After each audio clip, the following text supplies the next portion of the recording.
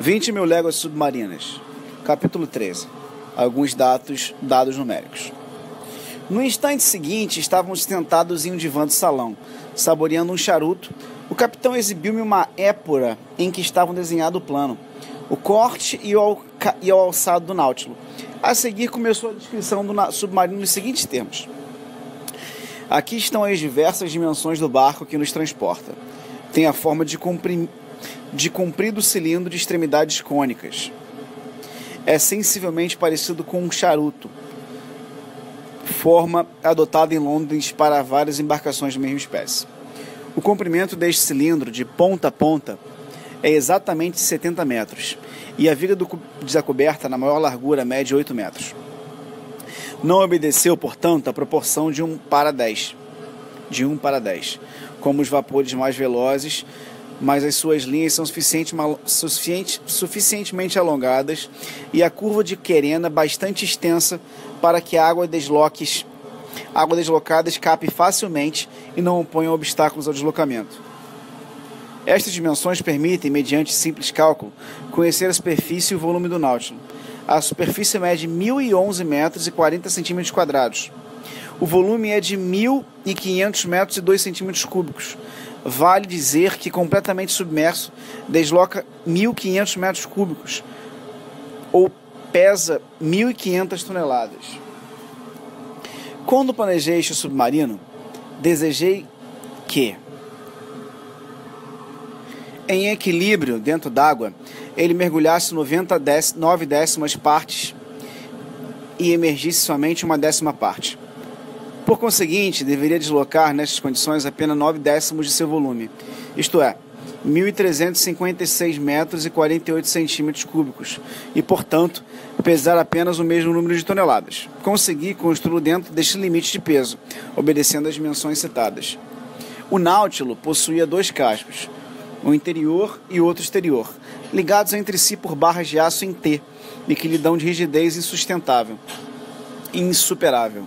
Realmente, graças a essas condições, resiste como se fosse só um bloco, como se fora maciço. A sua abordagem não pode ceder, porque adere por si mesma e não pela pressão de rebite e a homogeneidade, devido à perfeita ligação dos materiais.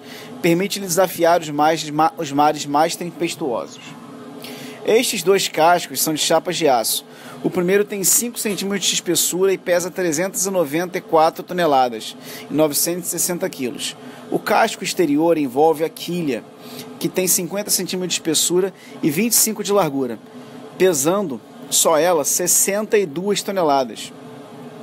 A máquina, o lastro, os diversos acessórios e instalações, as divisões estanques, as armações exteriores, têm o peso de 971 toneladas e 620 quilos que, adicionadas às 394 toneladas e 970 quilos, somam um total necessário de 1.306 toneladas e 480 quilos. E 480 quilos, digo. Compreendeu? Compreendi. Portanto, concluiu o capitão, quando o Náutilo flutua nessas condições, apenas a sua 10ª parte emerge. Ora, se eu dispuser dos reservatórios cuja capacidade seja igual a este 10º, isto é, que possa conter 150 toneladas e 720 quilos, e se eu os encher d'água, o barco, passando a deslocar 1.507 toneladas, fica completamente submerso. É exatamente o que acontece. Na parte inferior do Náutilo, pelo lado de fora, existem esses reservatórios. Abra as torneiras, os reservatórios enchem-se e o barco emergindo fica à flor d'água. Que possa aflorar a superfície do oceano, compreendo, mas para mergulhar abaixo da superfície, certamente o submarino sofrerá pressão de baixo para cima e esta deve ser avaliada em uma atmosfera por 10 metros d'água, ou seja, cerca de quilograma por centímetro quadrado. Perfeitamente, professor. Portanto, a não ser enchendo completamente o Náutilo, não vejo como fazê-lo emergir no seio da massa líquida.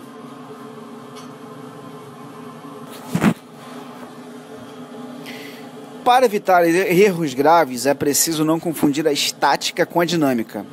A força necessária para regiões profundas do oceano é ínfima, porque todos os corpos têm a tendência de se tornarem fusíveis. Siga atentamente o meu raciocínio. Quando calculei o aumento do peso necessário para imergir, preocupei-me apenas em pesquisar a redução do volume que sofre a água do mar, a proporções que as camadas são mais profundas. É evidente, observei. Ora, se a água não é inteiramente incompreensível, é pelo menos muito pouco compressível. Com efeito, segundo os cálculos mais eficientes, essa redução por atmosfera, ou seja, por 10 metros de profundidade, é apenas de 430 décimos milésimos. Se quiser emergir 1.000 metros, tenho de levar em conta a redução do volume sob a pressão da coluna d'água de 1.000 metros, ou seja, 100 atmosferas. A redução será, nesta hipótese, de 436 milésimos.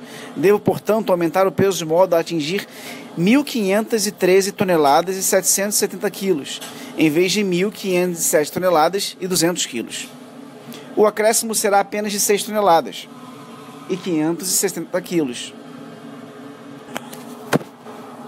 Tão pouco? Nada mais. E o cálculo é fácil de ser controlado. Ora, disponho de reservatórios suplementares capazes de receber 100 toneladas. Posso descer, portanto, a muito mais de 1.000 metros. Quando quero voltar à superfície, aflorando-a, basta-lhe expelir essa água. Se desejo que o Nautilus se eleve a correspondente a 1/10 de sua capacidade total, esvazio completamente os reservatórios. Nada tinha eu a opor tais raciocínios, baseado em números. Aceito os seus cálculos, capitão, e seria teimosia contestá-los, já que a experiência o confirma diariamente. Encontro-me, porém, em presença de séria dificuldade. Qual, professor? Quando o senhor alcança 1.000 metros de profundidade, as paredes do Nautilus suportam pressão de 100 atmosferas. Logo, para esvaziar os reservatórios suplementares, aliviando o barco para emergir, é preciso que as bombas vençam essa pressão de 100 atmosferas, isto é, pressão de 100 kg por centímetro quadrado. Daí uma potência que somente a eletricidade pode dar. Apressou-se em explicar o capitão Nemo. Repito-lhe, professor, que o poder dinâmico das minhas máquinas é quase infinito. As bombas do Nautilus possuem força prodigiosa, que o senhor conheceu quando os seus jatos de água varreram a Abraham Lincoln, como faria uma torrente. Aliás, para poupar meus aparelhos, só me sirvo de reservatórios suplementares quando quero descer a profundidade média de 1.500 a 2.000 metros. Por isso, quando me dá vontade de visitar as profundezas do oceano, às 2 ou 3 léguas abaixo da superfície, emprego manobras mais longas e igualmente infalíveis. Que manobras, capitão? Isso me obriga naturalmente a explicar-lhe como se manobra um Nautilus. Estou curioso para receber essa explicação. Para dirigir esse barco para bombordo, para estibordo, em uma palavra, para governá-lo no plano horizontal, sirvo-me de um leme comum de grande safrão, cravado atrás do cadaste e que movimento por meio de roda e de talhas. Entretanto, também posso movimentar o Nautilus em plano vertical, de baixo para cima e de cima para baixo, mediante 2 panos inclinados, presos ao costado, à altura do centro de flutuação e que são móveis, podendo tomar todas as posições, sendo manobrados no interior do submarino, por meio de poderosas alavancas. Quando estes planos são conservados paralelos ao barco, esse se desloca horizontalmente. Quando inclinados, o Nautilus, de acordo com a inclinação e sob impulso de hélice, desce ou sobe, segundo a diagonal que me convenha. E quando quero voltar mais rapidamente à superfície, paro a hélice e a pressão da água faz o submarino subir como um balão cheio de hidrogênio, que se elevasse velozmente na atmosfera. Magnífico! Exclamei. Mas como pode o timoneiro seguir no seio de águas a rota que o senhor traçou? O timoneiro fica em uma cabine vidraçada, saliente na parte superior do casco e equipada com vidros lenticulares. Vidros capazes de resistir a tais pressões? Perfeitamente. O cristal, embora frágil para o choque, oferece, entretanto, considerável resistência. Nas experiências de pesca à luz elétrica feitas em 1864, no meio dos mares do norte, lâminas de cristal de apenas 7 milímetros de espessura resistiam à pressão de 16 atmosferas, deixando-se atravessar por poderosos raios caloríficos, que distribuíam sobre elas o calor de modo irregular. Ora, os vidros que emprego têm pelo menos 21 centímetros no centro, isto é, 30 vezes aquela espessura. Reconheço essa possibilidade. Contudo, enxergar é indispensável que a luz desfaça as trevas e não entendo como é que no meio da escuridão das águas. Por trás da cabina do piloto está fixado um poderoso refletor elétrico, cujos raios iluminam o mar até meia milha de distância. Bravo! 3 vezes bravo, capitão. Achei a explicação para a fosforescência do pseudonarval, que tanto excitou a curiosidade dos cientistas. A propósito, quero perguntar-lhe se o abauroamento entre o Nautilus e o Escócia, que causou tão grande repercussão, foi choque fortuito. Inteiramente fortuito. Eu navegava 2 metros abaixo da superfície quando se deu o choque. Aliás, logo verifiquei que não resultara nada grave. Realmente. E quando ao seu encontro com Abraham Lincoln? Professor, sinto-o por um dos melhores navios da brava marinha americana, mas atacavam-me e tive de defender-me. Contudo, contentei-me em pôr a fragata em estado de não me poder prejudicar a ela. Não terá dificuldade em reparar as suas avarias no porto mais próximo. Capitão, exclamei com entusiasmo. É realmente um barco maravilhoso esse seu Nautilus. É verdade, professor, respondeu-me comovido o capitão Nemo. Quero-lhe como se fosse a minha própria carne. Se tudo é perigo nos navios sujeitos aos azares do oceano, se sobre o mar a primeira sensação é a impressão do abismo por baixo dele, a bordo do Nautilus, nada mais tem a temer o coração do homem. Impossível sofrer deformação, porque o duplo casco deste barco tem a rigidez de aço. Impossível alcançar-se a maestração pelo jogo ou pela farda do navio. Não há velas que o vento possa arrancar. Não há caldeiras que corram o risco de explodir. Não temos temor de incêndio, pois o barco é inteiramente feito de chapas de aço e não de madeira. Não nos preocupamos com o abastecimento de carvão, pois o barco é movido a eletricidade. Não tememos abauroamento, pois navegamos nas águas profundas. Somos indiferentes às tempestades, pois pouco metros abaixo da superfície gozamos de completa tranquilidade. Ali está, professor, esta embarcação por excelência. Se o engenheiro tem mais confiança no barco do que o construtor, e o construtor mais do que o próprio capitão, imagine a confiança que merece o Nautilus, do qual sou ao mesmo tempo engenheiro, construtor e capitão.